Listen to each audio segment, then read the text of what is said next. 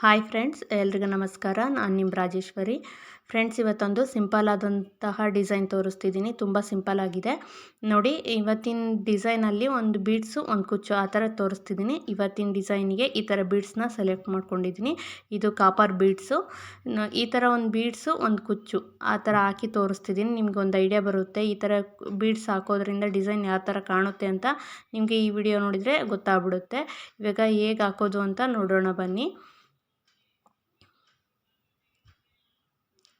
ನಿಮ್ಮ ಸೀರೆ ಝರಿ thread ಕಾಪರಲ್ಲಿದ್ದರೆ copper beads ತೊಗೊಳ್ಳಿ, ಇಲ್ಲಾಂದರೆ ಸಿಲ್ವರ್ ಬೀಡ್ಸ್ ತೊಗೊಳ್ಳಿ, ಇಲ್ಲಾಂದರೆ ಗೋಲ್ಡ್ ತೊಗೊಳ್ಳಿ.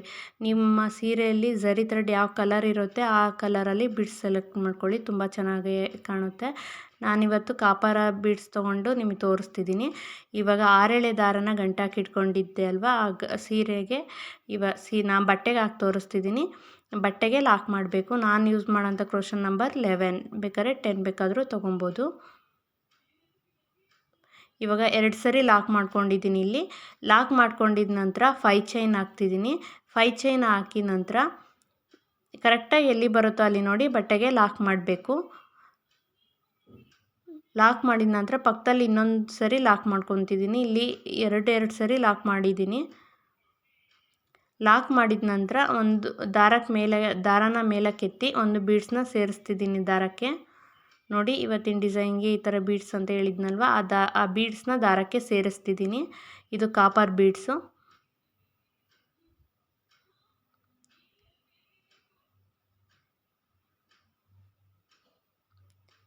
ದಾರಕ್ಕೆ ಸೇರಿಸಿದ ನಂತರ ಬೀಡ್ಸ್ನ ಲಾಕ್ ಮಾಡಿ ಬಟ್ಟೆಗೂ ಸಹ ಲಾಕ್ ಮಾಡಬೇಕು.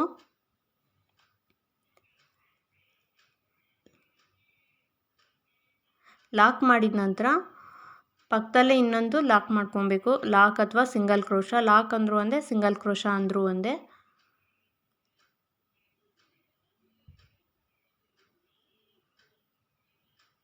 ನೆಕ್ಸ್ಟು 5 ಚೈನ್ ಹಾಕಬೇಕು.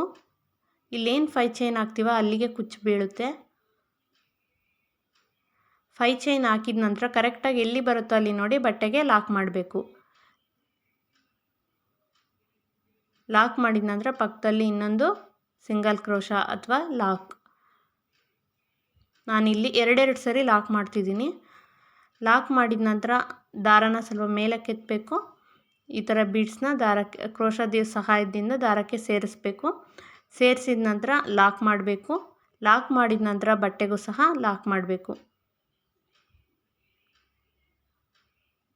ಈ ಥರ ಬೀಡ್ಸು 3 ಕಲರಲ್ಲೂ ಇದೆ. ಕಾಪರಲ್ಲಿದೆ, ಗೋಲ್ಡಲ್ಲಿದೆ, ಸಿಲ್ವರಲ್ಲಿದೆ. ನಿಮ್ಮ ಸೀರೆ ಝರಿ ಕಲರ್ ಯಾವ ಕಲರಲ್ಲಿದೆ ಅಂತ ನೋಡಿ ನೀವು ಬೀಡ್ಸ್ನ ಸೆಲೆಕ್ಟ್ ಮಾಡ್ಕೊಳ್ಳಿ. ಇವಾಗ ಬೀಡ್ಸ್ ಸೇರಿಸಿದ ನಂತರ 2 ಸರಿ ಲಾಕ್ ಮಾಡ್ಕೊಂಡ್ವಿ ಅಲ್ವಾ. ನೆಕ್ಸ್ಟು 5 ಚೈನ್ ಹಾಕಬೇಕು. 5 ಚೈನ್ ಹಾಕಿದ ನಂತರ ಕರೆಕ್ಟಾಗಿ ಎಲ್ಲಿ ಬರುತ್ತೋ ಅಲ್ಲಿಗೆ ಲಾಕ್ ಮಾಡಬೇಕು. ಲಾಕ್ ಮಾಡಿದ ನಂತರ ಪಕ್ಕದಲ್ಲಿ ಇನ್ನೊಂದು ಸಿಂಗಲ್ ಕ್ರೋಶ ಅಥವಾ ಲಾಕ್. ನೆಕ್ಸ್ಟು ಒಂದು ಬೀಡ್ಸ್ನ ದಾರಕ್ಕೆ ಸೇರಿಸಿ ಲಾಕ್ ಮಾಡಬೇಕು. ಲಾಕ್ ಮಾಡಿದ ನಂತರ ಕರೆಕ್ಟಾಗಿ ಎಲ್ಲಿ ಬರುತ್ತೋ ಅಲ್ಲಿ ನೋಡಿ ಬಟ್ಟೆಗೆ ಲಾಕ್ ಮಾಡಬೇಕು. 2 ಸರಿ ಲಾಕ್ ಮಾಡಬೇಕು. ಫ್ರೆಂಡ್ಸ್, ತುಂಬಾ ಸಿಂಪಲ್ಲಾಗಿದೆ ಡಿಸೈನು. ಆದರೆ ಈ ಥರ ರಿಲೇಟೆಡ್ ನಾನು ಒಂದು ವಿಡಿಯೋ ಹಾಕಿದ್ದೀನಿ ಆಲ್ರೆಡಿ. ಬಟ್ ಅದು ರೌಂಡ್ ಶೇಪಲ್ಲಿದೆ ಬೀಡ್ಸು. ಆದರೆ ಈ ಶೇಪಲ್ಲಿ ಇರೋ ಬೀಡ್ಸ್ನ ಒಂದು ಸರಿ ನೀವು ಟ್ರೈ ಮಾಡಿ ನೋಡಿ, ತುಂಬ ಚೆನ್ನಾಗಿ ಬರುತ್ತೆ. ಸಿಂಪಲ್ಲಾಗೇನೋ ಇದೆ ಡಿಸೈನು, ಆದರೆ ಬೀಡ್ಸ್ ಸೇರಿಸೋದ್ರಿಂದ ಸ್ವಲ್ಪ ಡಿಸೈನ್ ಹೈಲೈಟಾಗಿ ಕಾಣುತ್ತೆ. ಇವಾಗ ಲಾಕ್ ಮಾಡಿದ ನಂತರ ಪಕ್ಕದಲ್ಲಿ ಇನ್ನೊಂದು ಸಿಂಗಲ್ ಕ್ರೋಶ. ನೋಡಿ, ಇದೇ ಥರ ಹಾಕ್ಕೊಂಡು ಹೋಗಬೇಕು. ತುಂಬ ಬೇಗ ಹಾಕ್ಕೊಂಡು ಹೋಗ್ಬೋದು ಈ ಡಿಸೈನ್ನ. ಬಿಗಿನರ್ಸ್ ಆರಾಮ್ಸೆ ಟ್ರೈ ಮಾಡ್ಬೋದು. ಒಂದು ಸರಿ ಟ್ರೈ ಮಾಡಿ ನೋಡಿ.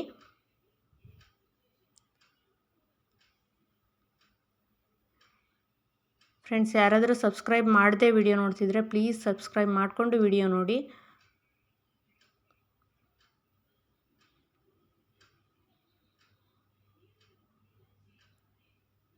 ನೋಡಿ, ಇವಾಗ ಬೀಡ್ಸ್ ಸೇರಿಸ್ಕೊಂಡಿದ್ದೀನಿ. ನೆಕ್ಸ್ಟು ಅದನ್ನ ಲಾಕ್ ಮಾಡಿಕೊಂಡು ಬಟ್ಟೆಗೂ ಸಹ ಲಾಕ್ ಮಾಡ್ತಿದ್ದೀನಿ.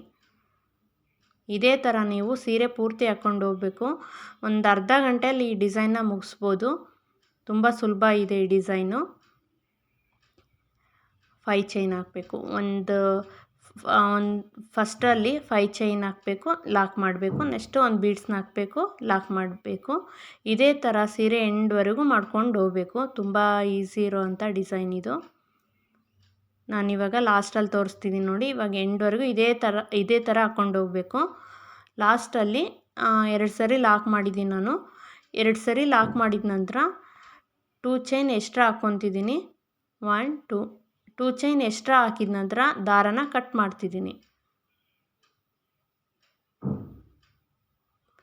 ದಾರ ಕಟ್ ಮಾಡಿದ ನಂತರ ಕ್ರೋಶನ ಹೊರ ತೆಗಿತಿದ್ದೀನಿ.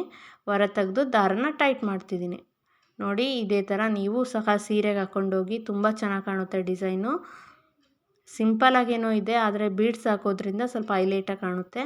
ಈ ಥರ ಬೀಡ್ಸ್ ಹಾಕಿ ಒಂದು ಸಲ ಟ್ರೈ ಮಾಡಿ ನೋಡಿ.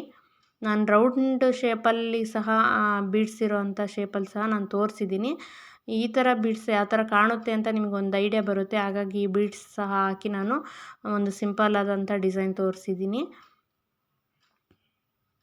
ಇದಕ್ಕೆ ಕುಚ್ಚು ಕಟ್ಟಿ ಸಹ ತೋರಿಸ್ತೀನಿ ಫ್ರೆಂಡ್ಸ್ ಯಾವ ಥರ ಕಾಣುತ್ತೆ ಅಂತ.